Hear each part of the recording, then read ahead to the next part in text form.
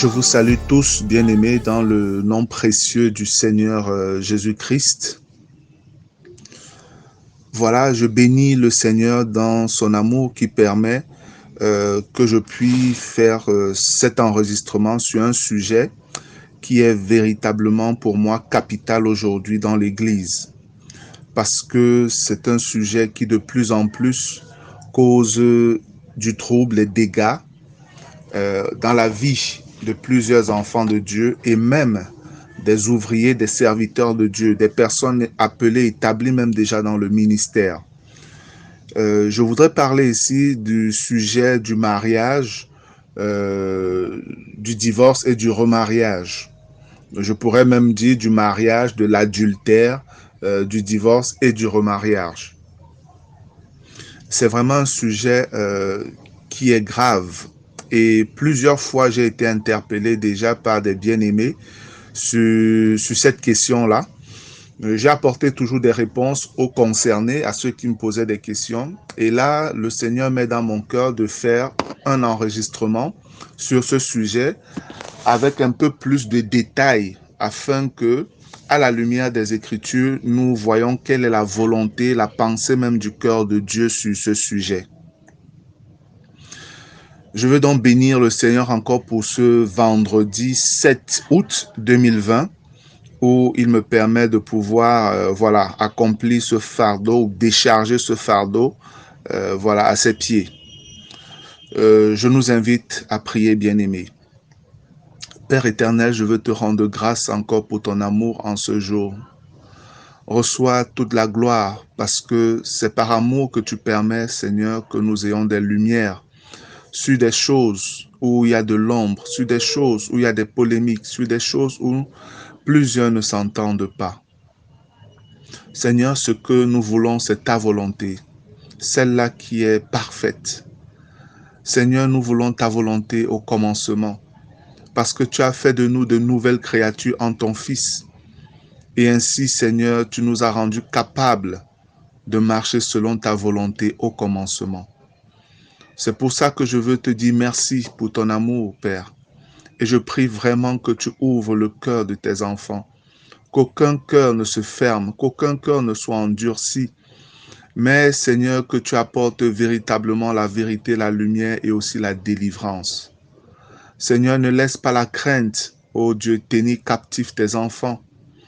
Ne laisse pas, Seigneur, la peur de ce que les autres pourront dire, tenir captif tes enfants loin de ta volonté.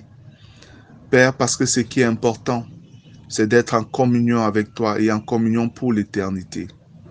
C'est pourquoi je t'implore maintenant, ô Dieu, afin que dans ta grâce, tu daignes te manifester puissamment et apporter des lumières pour libérer ton peuple, la vérité pour affranchir ton peuple.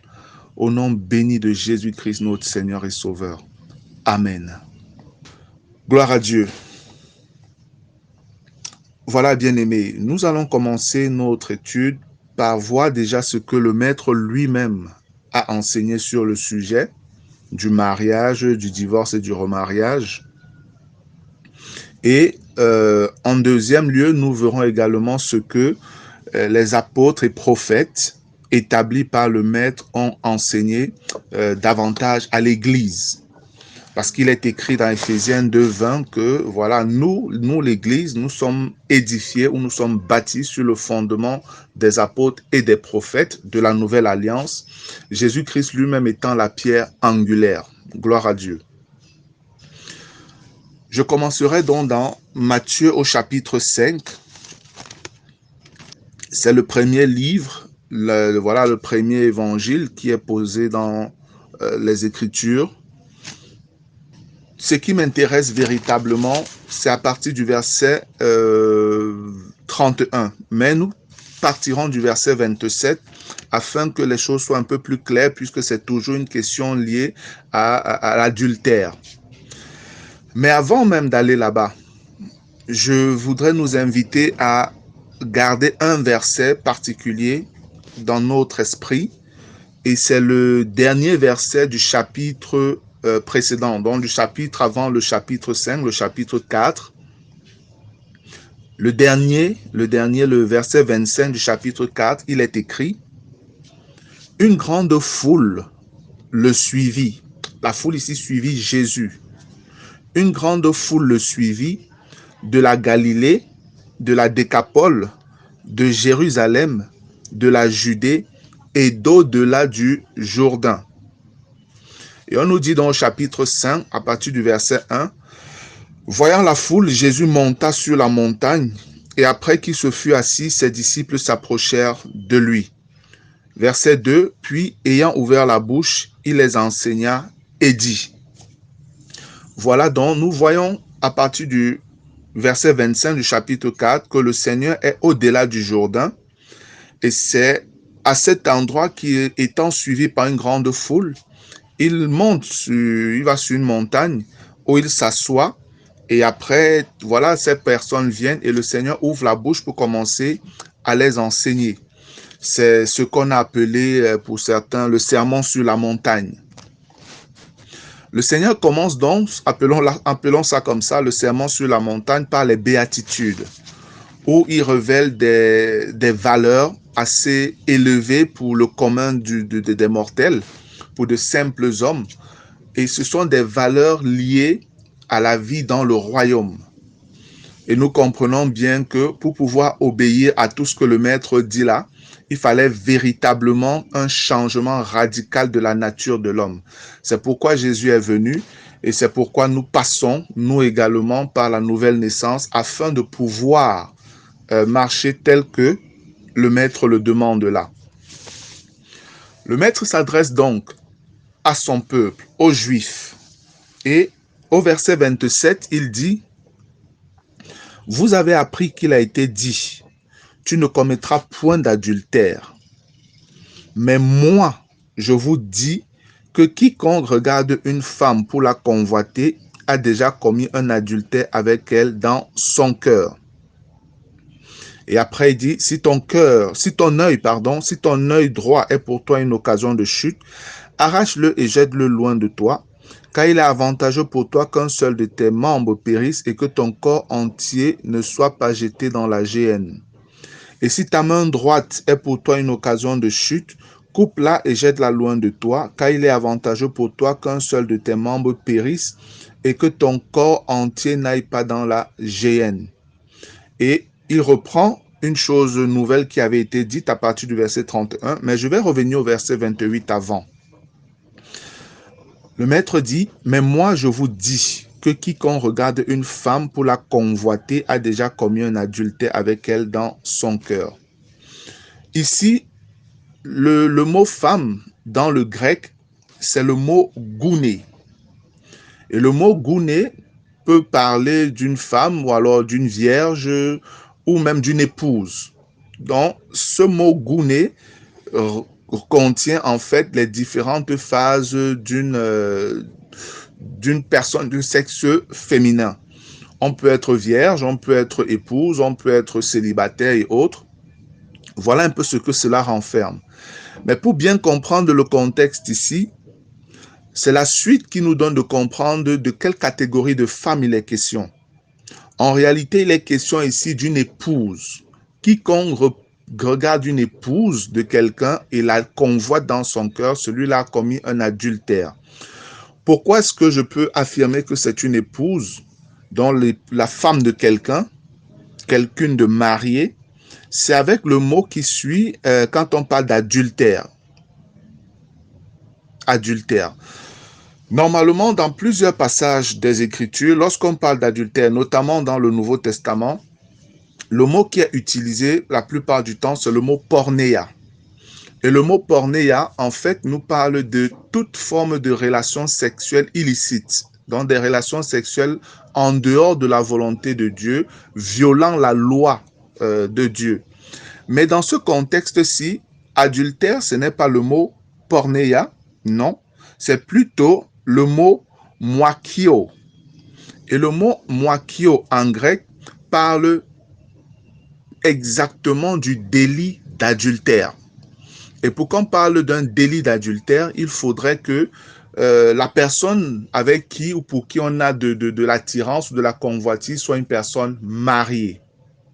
Voilà déjà ce que je voudrais relever dans ce passage.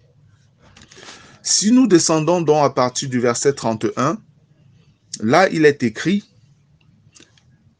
c'est le maître qui parle, et il dit, il a été dit que celui qui répudie sa femme lui donne une lettre de divorce. Mais moi, je vous dis que celui qui répudie sa femme, sauf pour cause d'infidélité, l'expose à devenir adultère, et que celui qui épouse une femme répudiée commet un adultère. Voici justement la première fois que le Seigneur touche la question du mariage, de la répudiation et du remariage. Et ce passage-ci est important pour nous. Ici, le maître est en train de dire aux Juifs, la foule qui était composée de Juifs qui le suivaient, qui étaient en train d'écouter ce qu'il disait depuis le verset 1, au-delà du Jourdain, assis sur une montagne, la foule écoute le maître qui dit, celui qui répudie sa femme lui donne une lettre de divorce. Ça, c'est qu'on vous disait avant, c'est ce que Moïse vous disait. Maintenant, il dit, mais moi, je vous dis que celui qui répudie sa femme, sauf pour cause d'infidélité, l'expose à devenir adultère, et que celui qui épouse une femme répudiée commet un adultère. Ici, je ne vais pas entrer vraiment en profondeur dans l'explication. Je le ferai dans le chapitre suivant où le Seigneur parle de ce sujet-là, toujours dans le livre de Matthieu, en l'occurrence le chapitre 19. C'est un peu plus riche là-bas. Néanmoins, certains bien-aimés avec qui j'ai discuté et qui pensent que en cas d'adultère, voilà, le frère ou la sœur qui a été trompé peut se remarier, font mention du fait que ici on fait comprendre que si tu répudies ta femme, sauf pour cause d'infidélité, tu l'exposes à devenir adultère. Et ils disent, mais elle est déjà adultère. Comment est-ce qu'on peut encore l'exposer à devenir adultère? Partant de là pour dire que à ce moment, je suis libre d'épouser, voilà, je me remarie en tout cas. Je suis libre de me remarier. Pour ma part, bien-aimé, je ne pense pas que nous pouvons comprendre ce passage de cette manière-là. Ce serait véritablement, je ne sais pas si je vais dire dur ou simpliste. Pourquoi? Mais moi, je vous dis que celui qui répudie sa femme, sauf pour cause d'infidélité, l'expose à devenir adultère. Ici, il parle du fait d'exposer une femme, sa femme, à devenir adultère. Mais comprenons-nous bien, frères. Nous sommes chrétiens. Et étant chrétiens, voilà, donc nés de nouveau, il nous est arrivé, étant déjà nés de nouveau, peut-être de mentir. Il t'est arrivé peut-être voilà, de dire quelque chose sur un frère ou sur une sœur qui était même peut-être faux, donc de calomnier.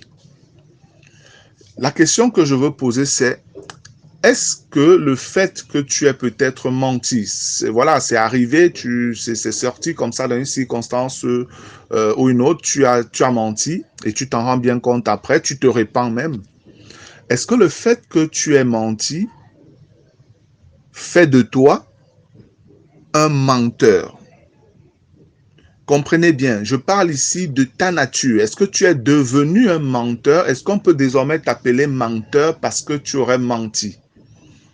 Voilà, comme ça, par inadvertance, disons-le comme ça, tu as menti et désormais on t'appelle menteur. On dit tu es devenu un menteur. Ou encore tu es devenu un calomniateur. Je ne pense pas. Je ne pense pas.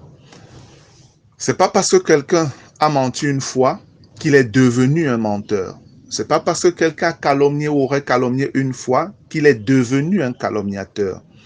De la même manière, je ne pense pas que c'est parce que quelqu'un aurait commis l'adultère une fois que la personne est devenue adultère. Ici, je parle de nature, je parle de vie. Voilà comment je comprends ce que le Seigneur est en train de dire ici. Si réellement tu exposes ta femme, tu la chasses, même si elle aurait commis un adultère, tu l'exposes à devenir adultère dans le sens où elle pourrait être épousée ou alors se remarier avec quelqu'un. Alors dans cet état, elle est dans un état d'adultère continu. Parce que là, elle est devenue la femme d'une autre personne. Elle devient adultère du fait qu'elle est dans un état continu d'adultère. Mais avoir commis l'adultère une fois ne fait pas d'elle une adultère. Elle ne devient pas adultère parce qu'elle aurait commis l'adultère une seule fois. Et encore, je pourrais poser la question, est-ce que l'adultère est le péché impardonnable? Est-ce que l'adultère est le péché qu'on ne doit jamais pardonner? Parce que ta femme pourrait, ou toi-même, je ne sais pas, que ce soit la femme ou l'homme, pourrait avoir commis l'adultère. Ton partenaire ou ta partenaire pourrait avoir commis l'adultère et revenir vers toi, te demander pardon. Tu refuserais parce que tu dirais non, tu as commis l'adultère, maintenant le Seigneur me permet de me remarier, j'ai plus envie de toi. J'ai plus envie de toi. Est-ce ainsi que le Seigneur attendrait qu'un de ses enfants, quelqu'un qui est sous la nouvelle alliance, agisse? Je préfère te laisser répondre ou réfléchir à cette question-là. Maintenant, si nous allons dans Matthieu, le chapitre 19, un chapitre bien riche et qui crée aussi beaucoup de polémiques. Matthieu chapitre 19, je vais commencer à partir du verset 1, il est écrit: Lorsque Jésus eut achevé ses discours, il quitta la Galilée et alla dans le territoire de la Judée, au-delà du Jourdain. Remarquez, exactement la fin du chapitre 4 de Matthieu 4 nous dit presque la même chose. Toutefois, ce qui est important ici, c'est qu'on nous dit que le Seigneur est allé au-delà du Jourdain, exactement comme où il a donné son discours sur le sermon sur la montagne. Appelons ça comme ça. Le Seigneur était au-delà du Jourdain, il est monté sur une montagne et il a commencé à enseigner le peuple. Le voici, après avoir voyagé, marché dans plusieurs autres villes et villages, il revient à ce lieu-là encore, au-delà du Jourdain. Le Seigneur revient encore en ce lieu. Et lorsque le Seigneur revient, on dit, une grande foule le suivit, et là, il guérit les malades. Voilà, il y a toujours cette grande foule qui le suivait au-delà du Jourdain. Là-bas, il avait enseigné. Ici, on dit il guérit les malades. Il est donc abordé par des pharisiens. Il est écrit: les pharisiens l'abordaient et dirent, pour l'éprouver, est-il permis à un homme de répudier sa femme pour un motif quelconque? Bien-aimé, la Bible nous dit ici que les pharisiens l'ont abordé pour l'éprouver, donc un peu comme pour le piéger. Ce n'est pas vain que on nous donne le lieu où Jésus se trouvait, et ce n'est pas vain la question que les pharisiens posent. Elle est calculée, elle est préparée, elle est pensée, parce qu'il fallait piéger le maître. En quoi? Dans Matthieu 5, nous avons vu que le maître était également au-delà du Jourdain et il y avait une grande foule qui le suivait et il a commencé à enseigner. Et c'est là, au milieu, avec cette foule-là, c'est à cette foule que le Seigneur dit ce que nous avons vu dans Matthieu 5. Voilà ce que le Seigneur Jésus a dit dans Matthieu 5 à la foule qui l'écoutait. Il a été dit que celui qui repudie sa femme lui donne une lettre de divorce. Mais moi, je vous dis que celui qui répudie sa femme, sauf pour cause d'infidélité, l'expose à devenir adultère. Et que celui qui épouse une femme répudiée commet un adultère. Voilà ce que Jésus a dit à la foule et il s'est arrêté là. Il n'a pas donné davantage de détails. Mais, quelque temps après, il retourne encore en ce même lieu. Cette fois-ci, il y a toujours la foule, mais on nous donne des personnes nouvelles qui entrent en action, les pharisiens. Et ces pharisiens viennent vers Jésus avec spécifiquement une question qui a trait à ce que Jésus avait dit dans Matthieu 5, voici comment je me représente la chose. Dans Matthieu 5, le Seigneur a enseigné, il y avait une grande foule. Il a dit ce qu'il avait dit. Et il y a cette partie liée au mariage, au divorce et au remariage qui a touché particulièrement certaines personnes. Et ces personnes, peut-être disciples des pharisiens, sont allés vers leur maître, les pharisiens, et leur dire, est-ce que vous savez que le petit là, ce Jésus, voilà ce qu'il vient de dire. Il vient totalement changer ce que notre prophète chéri Moïse a dit.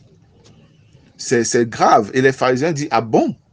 Ok, on attend le jour où il repassera par notre ville et on ira le confronter. C'est donc ainsi que l'occasion leur est donnée. Jésus revient au-delà du Jourdain et maintenant la foule est là et les pharisiens donc arrivent. Et ils posent spécifiquement la question au Seigneur liée à ce que leurs disciples leur ont fait comme rapport par rapport à ce que Jésus avait dit dans Matthieu 5. Et le Seigneur, lui, connaissait les cœurs des hommes. Alléluia. Jésus va attaquer directement le problème à la racine. Il ne répondra pas directement à la question qui lui est posée. Voici la question qu'on lui pose. Est-il permis à un homme de répudier sa femme pour un motif quelconque? Les pharisiens savaient que la loi de Moïse demandait de faire cela. Et ils voulaient que Jésus viole la loi pour pouvoir l'accuser. C'est pourquoi on dit qu'ils sont venus pour l'éprouver.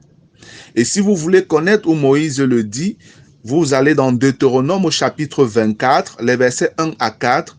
Là-bas, vous retrouvez cette loi qui est donnée, cette permission qui est faite aux Juifs concernant le divorce, le mariage, le divorce et le remariage. Le Seigneur leur répond au verset 4, « N'avez-vous pas lu que le Créateur au commencement fit l'homme et la femme, et qu'il dit, c'est pourquoi l'homme quittera son père et sa mère et s'attachera à sa femme, et les deux deviendront une seule chair. Ainsi, ils ne sont plus deux, mais ils sont une seule chair. Que l'homme donc ne sépare pas ce que Dieu a joint. » Bang! Le Seigneur frappe exactement où est le problème. Il connaît la perversion du cœur de ces hommes. Il connaît leurs intentions pas bonnes. Et lui, au lieu de répondre directement à la question qui lui est posée, le Seigneur remonte au commencement. Ce n'est pas en vain, frère, que le mot « au commencement », que le groupe de mots dit « au commencement » est inscrit dans la réponse du maître. Le maître ne dit pas simplement « au commencement », mais il remonte à l'histoire même de la création. Il révèle la pensée du Créateur, du Père, au début, avant même que le péché n'existe. C'est où Jésus remonte pour attirer l'attention de ses adversaires. Je vais les appeler comme ça. Et ces personnes, devant cette vérité, parce qu'elle est aussi biblique, elle est dans la Torah, ils sont censés la connaître, eux les pharisiens. Eux, donc, devant cela, ils réagissent à nouveau, ils ne se laissent pas démonter. Et ils disent au verset 7 à Jésus, « Pourquoi donc, lui dirent-ils, Moïse a-t-il prescrit de donner à la femme une lettre de divorce et de la répudier ?» Vous voyez un peu la raison, la pensée de Dieu et la pensée des hommes. La pensée de Dieu est loin du péché. La pensée des hommes agit dans le péché. Jésus fait remonter la volonté de Dieu avant le péché. Les pharisiens, eux, parlent de ce qui s'est produit sous le péché. Voilà où l'homme veut fonctionner, dans une sphère de péché pour toujours se justifier. Alors que la volonté de Dieu, c'est que l'homme vive au-delà du péché, dans la victoire sur le péché. Et il pose donc la question au maître, pourquoi donc, lui dirent-ils, Moïse a-t-il prescrit de donner à la femme une lettre de divorce et de la répudier? Le verset 8, il leur répondit, c'est à cause de la dureté de votre cœur que Moïse vous a permis de répudier vos femmes. Au commencement, une deuxième fois, il n'en était pas ainsi. Voilà. Le maître donc leur fait comprendre que c'est à cause du péché que Moïse vous a permis ces choses-là. au commencement, avant le péché, ce n'était pas comme ça que la chose devait être. Le Père, le Créateur, l'initiateur de toutes choses, n'avait pas pensé ainsi au commencement. Mais c'est à cause du péché, c'est ça la dureté du cœur parle du péché, que Moïse vous a permis de faire une telle chose, de répudier vos femmes. Jésus ici ne dit même pas Dieu, hein? Il ne dit pas que Dieu vous a permis, il dit Moïse vous a permis. Vous êtes dans une nature de péché et c'est ce que, voilà, vous vous plaisez en cela. Mais moi, je suis venu pour autre chose. Je suis venu pour ramener les hommes à la volonté parfaite de mon Père. C'est pourquoi par la suite le Seigneur peut dire, mais je vous dis que celui qui répudie sa femme, sauf pour infidélité, et qui en épouse une autre, commet un adultère. Là maintenant, devant eux, Jésus répond à la question que ces personnes lui ont posée à partir du verset 3, exactement ce qu'il avait dit dans Matthieu chapitre 5. Donc, il redit la même chose devant ces personnes-là.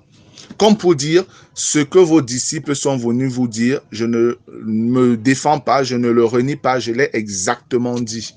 Et Jésus leur donne de comprendre pourquoi il a pu dire cette chose-là.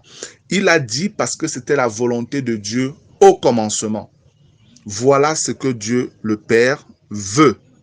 Voilà comment il avait pensé la chose dans son cœur en créant l'homme et en lui donnant une femme pour aide. Un homme, une femme. C'était ça. Voilà la pensée de Dieu au commencement.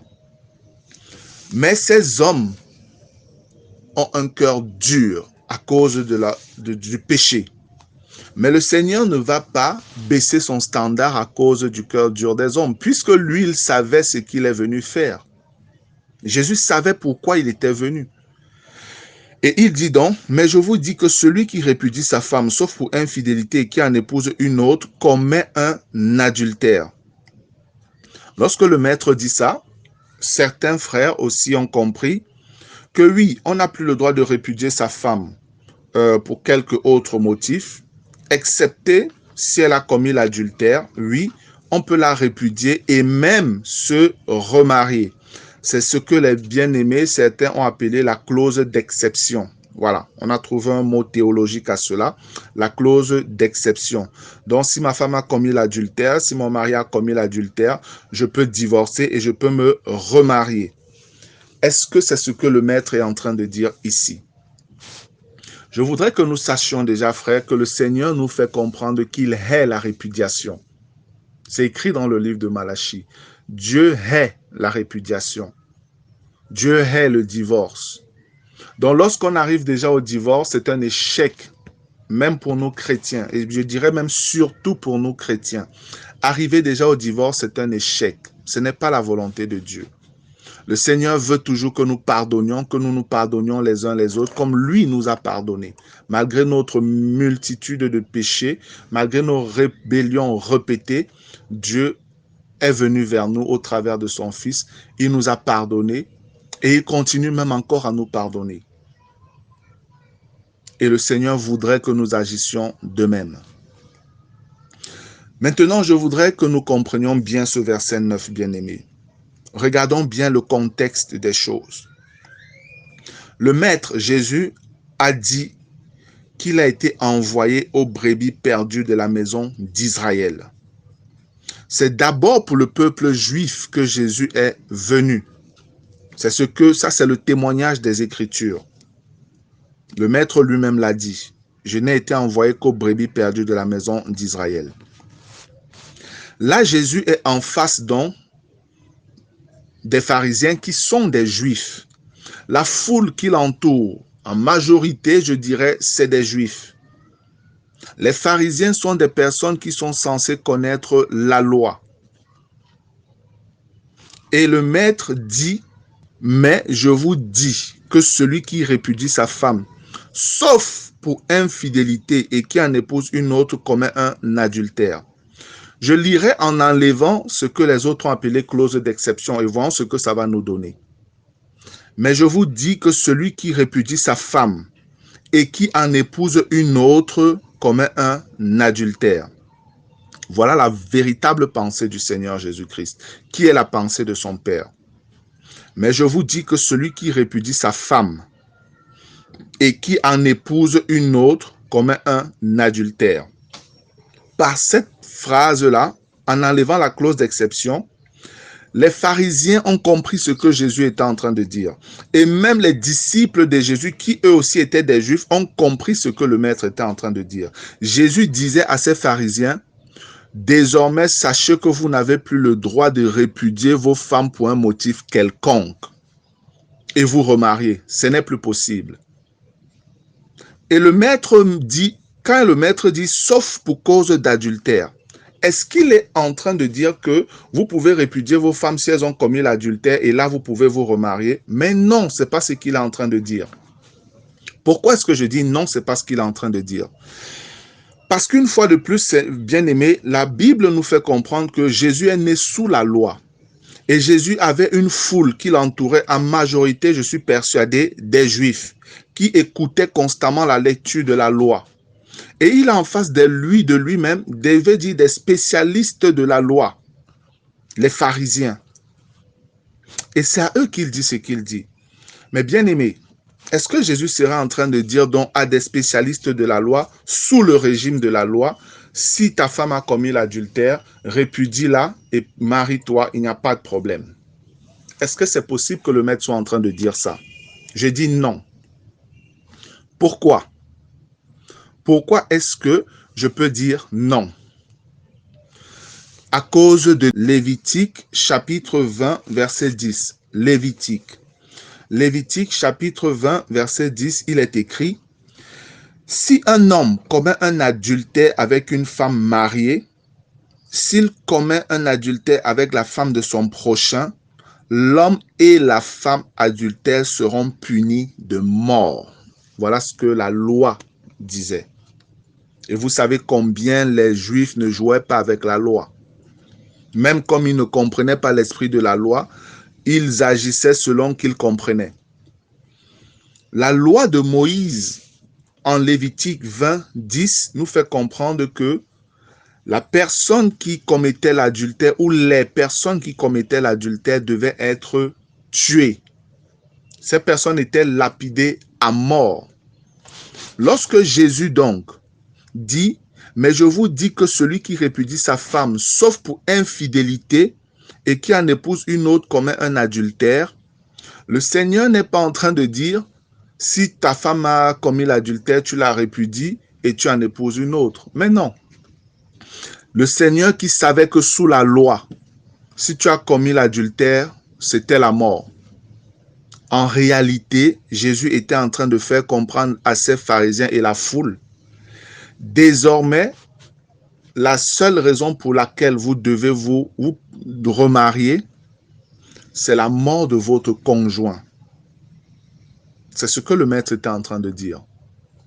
Parce que sous la loi, si ta femme avait commis l'adultère, tu ne la répudiais pas simplement. Si ton mari avait commis l'adultère, on ne le répudiait pas, on ne le chassait pas simplement. On le tuait, on le lapidait. Et là, le maître est donc en train de clairement faire comprendre à ces personnes, ce n'est que la mort de votre conjoint qui peut désormais vous donner de vous remarier. Et je vais vous dire, frères et sœurs, que les disciples ont bien compris ce que le maître était en train de dire. Par leur réaction, nous le comprenons. Et là, les disciples disent, ses disciples lui dirent, si telle est la condition de l'homme à l'égard de la femme, il n'est pas avantageux de se marier. Ah oui, parce qu'ils comprenaient là que, attends, tu es en train de nous dire que si on se marie avec une femme, c'est une femme pour toujours, jusqu'à notre mort ou jusqu'à sa mort. Ils l'avaient compris. Et le maître de leur dire, tous ne comprennent pas cette parole, mais seulement ceux à qui cela est donné. Et la réalité, c'est que c'est pour nous aujourd'hui. Nous qui sommes dans la nouvelle alliance, nous qui sommes nés de nouveau, nous qui avons le Saint-Esprit de Dieu en nous, nous qui avons la vérité en la personne du Seigneur. C'est nous qui pouvons comprendre exactement la pensée du Seigneur dans cette chose-là. Cela nous a été donné. Et le Maître le dit clairement, que ces choses nous ont été données à nous. qui croyons, qui avons foi en lui. Il leur répondit, tous ne comprennent pas cette parole, mais seulement ceux à qui cela est donné. Car il y a des eunuques qui le sont dès le ventre de leur mère, il y en a qui le sont devenus par les hommes, et il y en a qui se sont rendus eux-mêmes eunuques à cause du royaume des cieux, que celui qui peut comprendre comprenne. Lorsque le maître finit comme ça, c'est pour dire, je ne négocie pas, je ne discute pas. Ce que j'ai dit, je l'ai dit. Qui veut mettre en pratique, il met. Qui veut désobéir, qu'il désobéisse. Chaque chose aura ses conséquences. Le Seigneur dit dans le verset 12, car il y a des eunuques qui le sont dès le ventre de leur mère. Ça veut dire quoi? Qu'il y a des personnes qui naissent sans vraiment le désir de se marier. Ils peuvent vivre comme ça et n'ont pas de pression par rapport au mariage, par rapport à la femme et autres. Non, ils vivent comme ça. Donc des gens qui, sortent du ventre de leur maman sans avoir le désir de se marier, ou alors peut-être on pourrait dire qu'ils sont dans l'incapacité de pouvoir avoir des rapports sexuels avec une femme. Et voilà, le mariage pour eux, ils n'en veulent pas. Et après, il dit, il y en a qui le sont devenus par les hommes. Il y en a qui sont devenus eunuques par les hommes. Ça peut être par un accident. Vous pouvez faire un accident qui vous donne maintenant d'être dans l'incapacité de pouvoir avoir des rapports sexuels avec une femme. Ou encore, ça peut être par une intervention médicinale. Peut-être vous avez un souci de santé et puis dans une intervention, on est obligé de vous castrer. Ou encore, comme on a souvent vu un peu dans l'Antiquité, certaines personnes qui voulaient être proches des rois, on les castrait par rapport à, aux épouses du roi, son harem et tout ça. Ça, c'est, ils sont devenus eunuques par les hommes. Et après, on nous dit, il y en a qui se sont rendus eux-mêmes eunuques à cause du royaume des cieux. Et il y en a qui se sont rendus eux-mêmes eunuques à cause du royaume des cieux. On peut comprendre cette partie à deux volets. Des personnes qui, sont chrétiennes, disons ça comme ça, et qui, ne voulant pas être troublées, dérangées à cause du mariage et de tout ce que cela comporte comme responsabilité, la femme, les enfants et autres, ces personnes décident de ne pas se marier pour se lancer pleinement dans l'œuvre de Dieu. Gloire à Dieu, le Seigneur l'approuve pleinement. C'est pourquoi il est écrit qu'il est bon de se marier, mais il est mieux de ne même pas se marier. Mais nous pouvons aussi comprendre cela dans le sens où, justement, tu es marié et ta femme part, ta femme t'abandonne. Et le fait qu'elle parte, tu comprends que désormais, tu dois rester eunuque. Parce que si ta femme est partie et que tu penses que tu peux aller à ton tour te remarier, alors mon ami, tu as choisi la voie d'une vie d'adultère et aucun adultère n'a de part dans le royaume des cieux. À cause donc du fait que tu veux avoir une part dans le royaume des cieux, tu deviens eunuque. Tu te fais eunuque à cause du royaume des cieux. Voilà comment nous pouvons comprendre également ce texte. D'autres parties des Écritures nous donnent de comprendre véritablement que le verset 9 de Matthieu 19 est un verset, c'est vrai, qui a un sens qui pourrait sembler difficile et qui cause donc beaucoup de polémiques dans l'Église. Beaucoup s'accrochent là-dessus pour pouvoir faire ce qu'ils veulent, se marier, divorcer, remarier et tout. Et il y en a qui l'ont fait une fois, deux fois, trois fois et qui trouvent des raisons pour pouvoir vivre la vie qu'ils veulent. Je veux dire ici que ces personnes n'ont pas compris et elles sont en train de jouer avec leur salut. Elles sont en train de jouer avec leur salut. Jésus est né sous la loi. Il parlait aux gens qui étaient sous la loi. Et ces gens comprenaient très bien ce que le maître était en train de dire. La preuve, c'est la réaction des disciples au verset 10. Au verset 10, les disciples ont bien compris ce que Jésus était en train de dire. Et Jésus fait exactement leur donne de comprendre que oui, vous avez bien compris en parlant directement des eunuques. Pourquoi le Seigneur parlerait par la suite des eunuques? Il est bien dans un contexte où il y a peut-être adultère et l'autre peut-être, disons comme ça, peut-être serait chassé ou bien ta femme pourrait partir et autres. Le Seigneur par la suite parle d'eunuques. Ici, on comprend clairement que tant que ta femme est vivante, cher ami, tu n'as plus le droit de te remarier. C'est ce que le maître dit. Pour que ta femme, pour que tu puisses te remarier, ou ton mari même, pour que toi, tu puisses te remarier, il faut que l'un de vous meure, soit mort. Et s'il arrivait que tu chassais ta femme pour un motif quelconque, voilà. S'il arrivait même que ta femme parte aussi pour un motif quelconque, le Seigneur nous dit à partir du verset 12, mon ami, fais-toi eunuque. Tu dois te faire eunuque. Mais si c'est que ta partenaire ou ton partenaire est mort, oui, tu peux te remarier.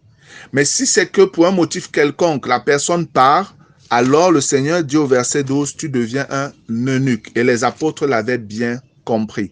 Les apôtres avaient compris la difficulté qu'il y avait dans cette chose-là. Et le maître confirme que oui, vous avez bien compris. Oui, vous avez bien compris. Nous allons lire rapidement quelques passages qui sont des parallèles à ce que nous venons de lire. Dans Marc au chapitre 10, je vais lire à partir du verset 1, il est écrit: Jésus étant parti de là se rendit dans le territoire de la Judée au-delà du Jourdain. La foule s'assembla de nouveau près de lui et selon sa coutume, il se mit à l'enseigner. Voilà. Les pharisiens l'abordaient et pour l'éprouver, ils lui demandèrent s'il est permis à un homme de répudier sa femme. Il leur répondit: que vous a prescrit Moïse? Moïse, dirent-ils, a permis d'écrire une lettre de divorce et de répudier sa femme. Et Jésus leur dit: c'est à cause de la dureté de votre cœur que Moïse vous a donné ce précepte. Mais au commencement de la création, voilà, Dieu fit l'homme et la femme. C'est pourquoi l'homme quittera son père et sa mère et s'attachera à sa femme, et les deux deviendront une seule chair. Ainsi, ils ne sont plus deux, mais ils sont une seule chair. Que l'homme donc ne sépare pas ce que Dieu a joint. Lorsqu'ils furent dans la maison, les disciples l'interrogeaient encore là-dessus. Donc Jésus a parlé à la foule comme ça de manière générale, mais à la maison, il explique encore la chose à ses disciples. Lorsque les disciples viennent l'interroger, voilà ce que le maître dit. Verset 11. Il leur dit: celui qui répudie sa femme et qui en épouse une autre commet un adultère à son égard. Vous voyez qu'ici, il n'y a plus de clause d'exception. Le Seigneur parle clairement à ses disciples.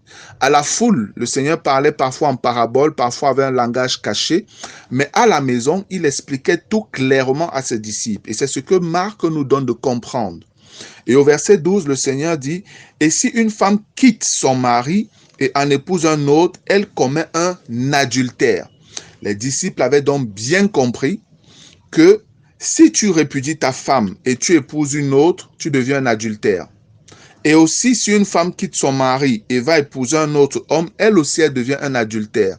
Ça voudrait dire que pour un motif donc quelconque, l'homme peut partir ou la femme peut partir, mais les deux, aucun n'a le droit de se remarier, sinon ils deviennent adultères. Et dans ce sens-là, qu'est-ce qui devrait donc se produire pour le conjoint qui est peut-être, je vais dire fidèle? Il devient un eunuque. Que ce soit la femme, que ce soit l'homme. Et c'est ce que les apôtres, les disciples de Jésus ont compris dans Matthieu 19 au verset 10. Marc nous donne clairement de voir la chose, sans clause d'exception. Ici, le Seigneur éclaire pleinement ce qu'il était en train de dire. Sans qu'il y ait l'ombre d'un doute là-bas. Dans Marc, c'est beaucoup plus clair. Bien-aimés, si vous cherchez la vérité, ne vous cantonnez pas sur un passage qui est difficile à comprendre pour établir votre compréhension ou votre doctrine. Il est sage d'aller dans les autres passages qui parlent de la même chose et qui peut-être sont un peu plus clairs. Et le conseil que je peux vous donner par rapport à l'étude même des Écritures, allez toujours vers les passages les plus clairs avant de revenir vers les passages compliqués. Parce que certains, de manière peut-être maladroite ou malhonnête même, je vais le dire, vont chercher les passages compliqués à comprendre parce que la Bible, voilà, en comporte. Il y a plein de passages qui sont difficiles à interpréter, même pour des docteurs de la parole. Certains donc vont dans ces passages-là, se font leur propre idée, leur propre doctrine et ignorent tout ce qui est dit à côté et pourtant très clair. C'est malhonnête d'agir comme ça et c'est à votre propre péril que vous le faites, bien-aimés. Marc est assez clair du fait que si quelqu'un répudie sa femme et épouse une autre, voilà, il est adultère. Et c'est pareil pour la femme. Si elle quitte son mari et devient la femme d'un autre, elle devient adultère. Et dans ce cas, si elle est partie, l'autre qui reste, selon Matthieu 19, 12, elle doit ou il doit rester ou devenir eunuque. Regardons encore ce que Luc 16, Luc le chapitre 16, nous dit. Là, c'est encore plus fort parce que, voilà, là, c'est plus, je dirais, peut-être plus radical. Luc 16, 18, il est écrit « Quiconque répudie sa femme et en épouse une autre commet un adultère. Et quiconque épouse une femme répudiée par son mari commet un adultère. » Point. C'est tout. Voilà le résumé de ce que Luc, lui, il avait compris de l'enseignement de Jésus. Luc fait un résumé clair de la pensée directe de Jésus. Ici, on ne parle plus d'adultère, ta femme aurait commis l'adultère et autres et tout ça là. Non. Parce que s'il y a adultère, la personne doit être lapidée et l'autre peut se remarier. Mais dans la pensée de Dieu, c'est tu es marié, tu restes avec ta femme et il n'y a que la mort qui doit vous séparer. Luc l'a bien compris et il nous fait un résumé succinct, clair. Quiconque répudie sa femme et en épouse une autre commet un adultère. Et quiconque épouse une femme répudiée par son mari commet un adultère. Et n'oublions pas que Dieu dit « Je hais la répudiation », donc le divorce. Dieu hait le divorce, quelle que soit la forme, quelle que soit la raison, bien-aimé. Sachez-le, quelle que soit la raison, Dieu hait le divorce. Est-ce que ta femme a commis adultère? Est-ce que ton mari a commis adultère? Si tu demandes le divorce, sache déjà que tu attristes le cœur de Dieu. Pourquoi? Parce que Dieu t'a pardonné et Dieu veut que toi, à ton tour, tu pardonnes. Que tu pardonnes. Et vous devez savoir, bien-aimés, le Seigneur n'attend pas que nous pardonnons toujours parce qu'on est venu nous demander pardon. Un véritable chrétien ne pardonne pas parce qu'on lui a forcément demandé pardon. Tu pourrais être blessé par quelqu'un, tu n'as pas besoin d'attendre que la personne te demande pardon avant de lui dire « je t'ai pardonné » ou même de pardonner à cette personne. Mais en tant qu'enfant de Dieu, tu n'as plus un cœur de pierre. Tu as un cœur de chair. Telle est la promesse que Dieu avait faite par rapport à nous qui sommes sous la nouvelle alliance. Et c'est pourquoi le Seigneur Jésus pouvait dire à ces pharisiens, c'est à cause de la dureté de votre cœur que Moïse vous a prescrit cela. Au commencement, il n'en était pas ainsi. Parce que si vous regardez dans Ézéchiel au chapitre 36, à partir du verset 26, il est écrit « Je vous donnerai un cœur nouveau. » Et il faut comprendre cœur ici par esprit. Je vous donnerai un esprit nouveau. Et cela n'est possible qu'au travers de la nouvelle naissance. Je vous donnerai un cœur nouveau. Et je mettrai en vous un esprit nouveau. Ici, c'est ce qu'on appelle un hébraïsme. Le Seigneur dit ici la même chose deux fois en réalité. Et les hébraïsmes, on les voit beaucoup dans les écrits des prophètes et surtout également dans les psaumes et les proverbes, où Dieu dit la même chose deux fois dans une phrase pour marquer l'emphase. Les Juifs, eux, ils marquent leur emphase au travers de la répétition. C'est pourquoi le Seigneur dit « Je vous donnerai un cœur nouveau, virgule, et je mettrai en vous un esprit nouveau. » C'est en fait la même chose qu'il est en train de dire. Et il parlait ici de la nouvelle naissance. Après, il dit « J'ôterai de votre corps le cœur de pierre et je vous donnerai un cœur de chair. » parlant de la nouvelle naissance. Nous ne serons plus dus à la loi de Dieu. Nous ne serons plus dus à observer les exigences du Seigneur. Pourquoi? Parce qu'il nous dit au verset 27, « Je mettrai mon esprit en vous et je ferai en sorte que vous suiviez mes ordonnances et que vous observiez et pratiquiez mes lois. » Alléluia. Voilà la promesse du Seigneur. Si donc cette promesse est accomplie, bien-aimé, tu n'as plus de raison d'agir comme des pharisiens, des gens qui avaient un cœur de pierre, un cœur dur. Tu dois pouvoir avoir le cœur de ton Père, un esprit doux et paisible, un esprit qui sait pardonner, un esprit rempli d'amour. C'est vrai, on peut être blessé lorsqu'on est trompé, ça c'est sûr, ça fait mal. Quelqu'un que tu as aimé, quelqu'un à qui tu as mis toute ta confiance, te trahit en allant avec un autre ou avec une autre. Il faudrait vraiment être quelqu'un de pas très normal pour ne pas ressentir un pincement dans le cœur. Mais le Seigneur nous a donné un cœur nouveau, un cœur de chair, ayant ôté le cœur de pierre, afin que par le Saint-Esprit qui habite notre cœur nouveau, notre esprit nouveau, nous puissions désormais vivre comme un enfant de Dieu. Donc, quelqu'un qui agit autrement que les autres hommes qui ne sont pas nés de nouveau. C'est ça la particularité des chrétiens. Et c'est ça le message de la croix. Si vous acceptez le message de la croix, alors, bien-aimés, vous pouvez vivre selon que le Seigneur le veut. Vous pouvez pardonner à celui qui vous fait le plus de mal dans le monde, à celui qui vous trahit. Vous pouvez pardonner. Parce qu'un chrétien n'a pas un cœur qui peut garder, retenir quelqu'un, voilà, par la haine, la colère et autre chose. Ce n'est pas l'état de cœur du chrétien. C'est pas normal. Si tu es à ce niveau, bien-aimé, c'est que tu es malade et tu as besoin de secours, tu as besoin d'aide. Si tu as été blessé au point où tu ne peux pas pardonner, toi, chrétien, va voir des frères, des anciens, des frères matures qui peuvent réellement t'apporter du secours, qui peuvent t'apporter des conseils. Va voir ces personnes-là. Parce que ce n'est pas normal l'état dans lequel tu te trouves. Dans une certaine mesure, c'est difficile, oui, mais ce n'est pas quelque chose d'impossible parce que Dieu est fidèle. Le Seigneur n'ignore pas la douleur que tu peux ressentir. Le Saint-Esprit est appelé le consolateur. Et c'est lui que Dieu fait habiter dans ton esprit. Laisse-le te rendre ministère et pardonne. Parce que le Maître dit, celui qui ne pardonne pas ne sera non plus pardonné. Celui qui ne pardonne pas, on ne lui pardonnera pas non plus. C'est important, bien-aimé, de se souvenir de cela. Amen.